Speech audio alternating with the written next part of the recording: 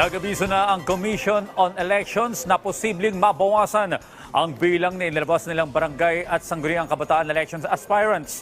Sa datos ng COMELEC, higit 1.4 million ang naghain ng Certificate of Candidacy para sa botohan sa October 30. Sa ngayon, 65 petition ang hawak ng ahensya para ma-disqualify at umatras ang ilang kandidato.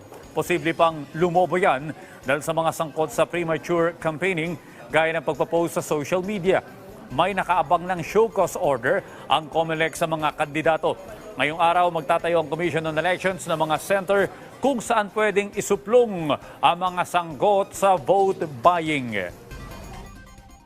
Kasi ang Section 261A, hindi po niya sinasabi kung ano yung pwede at ano hindi. Pero malinaw po ang sinasabi na anything of value. Pag i-relate po natin yan sa mga pinapahintulutan na campaign materials na nabanggit ko kanina, so lumalabas po lahat ng hindi nabanggit sa batas ay hindi pa pwede at kapag ito ay may halaga, maari po itong maging vote buying. Hindi lamang kandidato ang maaring may liability pagdating sa premature campaigning, paglabag sa campaign materials, paglabag sa vote buying or vote selling law. Pati po ang mga taong gumagawa patungkol dito, kahit man ikaw ay supporter, hindi supporter o kahit sino ka man, basta gumawa ka ng ganyan, pwede pong maging liable sa mga batas kong nabanggit po.